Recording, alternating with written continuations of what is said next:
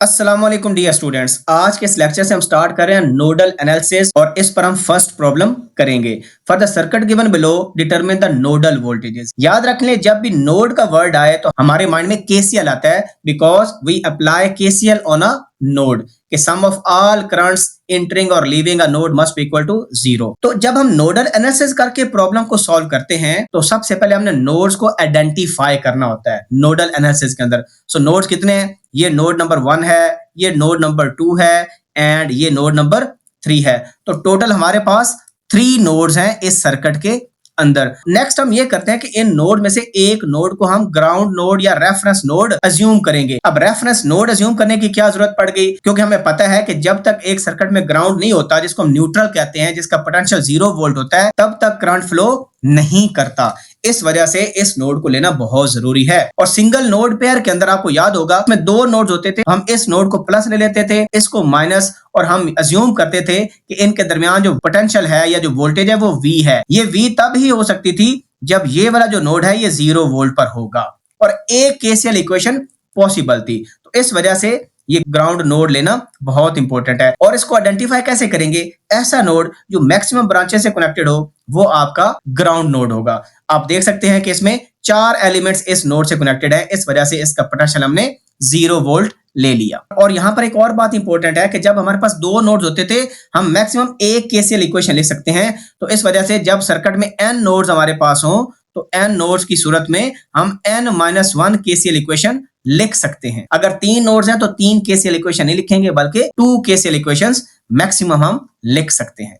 अब नेक्स्ट काम हमने ये करना है कि इन नोड्स को वोल्टेज असाइन करनी है। जिस तरह हमने रेफरेंस नोड को 0 वोल्ट दी तो हम अज्यूम करते हैं कि इस नोड की जो वोल्टेज होगी वो V1 होगी और इस नोड की वोल्टेज V2 होगी। आप AB भी ले सकते हो, VA-VB, वो भी परफेक्टली फाइन है, वो it totally depends on you. अब हम लिखेंगे KCL at node number 1। KCL क्या कहता है कि sum of all entering currents is equal to sum of all leaving currents, या sum of all currents meeting at a node must be equal to 0। अब हम देख रहे हैं कि नोड 1 में ये करंट इन हो रहा है 3.1 एम्पियर का और हमें डायरेक्शन नहीं पता कि 5 ओम में करंट की क्या डायरेक्शन है, सिमिलरली 2 ओम में करंट की क्या डायरेक्शन है। यहां पर एक और बात बता दूं, ये जो V1 वोल्टेज लिखी हुई है ये इस सर्किट एलिमेंट की है 2 ओम की, बिकॉज इस नोड की वोल्टेज तो 0 है। तो इसका मतलब ये हुआ कि हमारे पास ये जो V1 वोल्ट्स है ना, ये वोल्टेज ड्रॉप है अक्रॉस 2 ओम रेजिस्टर। सिमिलरली ये जो V2 है ये वोल्टेज ड्रॉप है अक्रॉस 1 ओम रेजिस्टर। अब हम नेक्स्ट क्या करेंगे?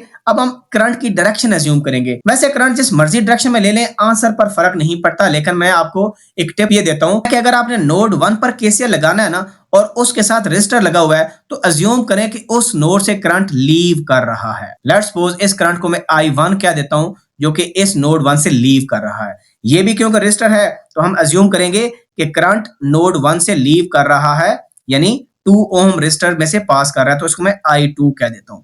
तो केसीएल हम कैसे लगाएंगे? ये आपका इंटरिंग करंट है, ये हमारे लीविंग करंट्स हैं। तो हम क्या करेंगे? Sum of leaving currents is equal to sum of entering currents, यानी I1 plus I2 is equal to 3.1 ampere. अब नेक्स्ट काम हमने ये करना है कि इस I1 और I2 को इन टर्म्स ऑफ वोल्टेज लिखना है यूजिंग ओहम्स लॉ। अगर आप करंट की डायरेक्शन चेंज करते हैं, फॉर एग्जांपल आप कहते हैं जी I1 जो है ना इस नोड में इन हो रहा है, तो उसको फिर हम इंटरिंग साइड पर लिखते हैं, हम लिखते हैं 3.1 प्लस I1। तो वो भी मैं आपको करके दिखा दूंगा कि अगर किसी के माइंड में डाउट हो कि भाई करंट की डायरेक्शन चेंज करने से क्या आंसर पर फर्क तो नहीं पड़ेगा, तो बिल्कुल भी नहीं पड़ने वाला। लेकिन फिलहाल हम I1 की इक्वेशन लिखते हैं। तो ओम्स लॉ में क्या कहता है? I is equal to V by R हमें कहता है। सो ये V क्या होता है? ये 2 पॉइंट्स का पोटेंशियल होता है। तो पॉइंट कौन कौन से हैं? ये 2 नोड है V1 और V2। सो इनका जो डिफरेंस हो जाएगा वो क्या हो जाएगा? V1 minus V2। जब हमने ये अज्यूम कर लिया ना कि करंट इस नोड से लीव कर रहा है और इसमें इन हो रहा है, सो हमें पता है करंट हमेशा हाई पोटेंशियल से लो पोटेंशियल जाता है। So it means V1 is at high potential and V2 is at low potential. So इस वजह से I1 की जगह हम ये लिखेंगे। सो क्या लिखेंगे? V1 minus V2 divided by 5 ohm plus I2 क्या होगा? और I2 में देखें करंट इस नोड से लीव कर रहा है, यहाँ का पोटेंशियल V1 है, ये 0, V1 माइनस 0 डिवाइडेड बाय 2, या सिंपली आप V1 डिवाइडेड बाय 2 लिख लें। V1 divided by 2 is equal to 3.1। ये हमारी एक KCL की इक्वेशन बन गई।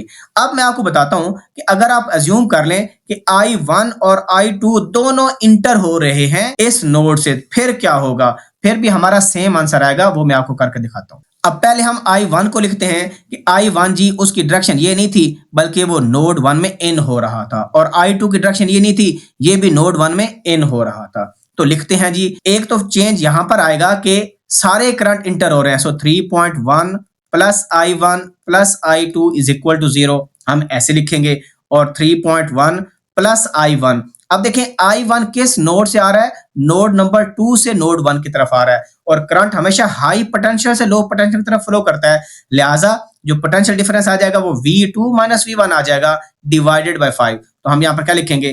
Plus V2 minus V1 divided by 5।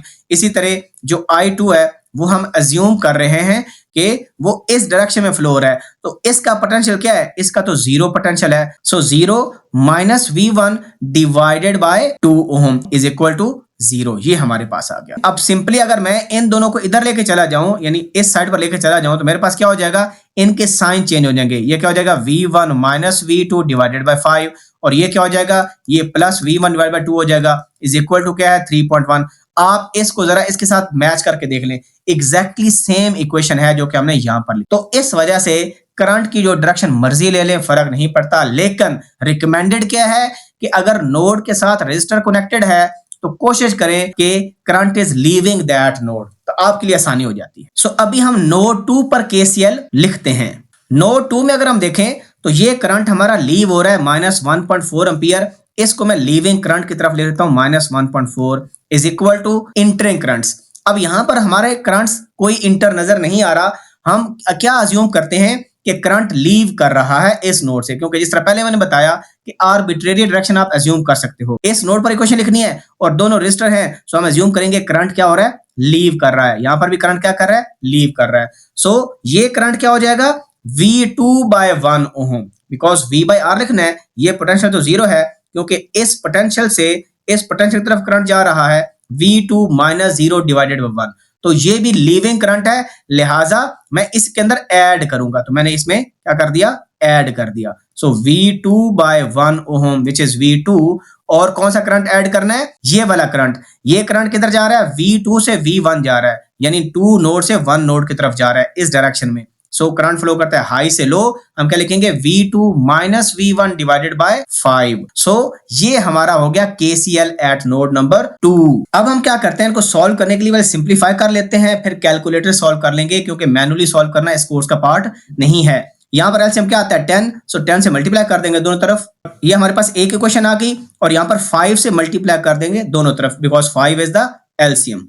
अब ये हमारे पास दो इक्वेशंस बन गई A एंड B, इनको हम साइमल्टेनियसली कैलकुलेटर से सॉल्व कर लेते हैं। अब यहाँ पर आप देख सकते हैं मैंने दोनों इक्वेशंस को कैलकुलेटर में पुट किया और इक्वल बटन प्रेस करता हूं, सो x जो है यानी V1 हमारा है 5 वोल्ट आ जाएगा, एंड जो V2 है वो 2 वोल्ट आ जाएगा। सो ये जी हमारा फाइनल आंसर आ गया V1 और V2 का। सो अगर वंस आपने V1 V2 फाइंड कर लिया, तो अगर क्वेश्चन ये आ जाए कि ये करंट डिटरमिन करें, ये वाला करंट, तो हमें पता चल गया ये वोल्टेज ज्यादा है, ये वोल्टेज कम है। सो करंट कैसे निकालेंगे?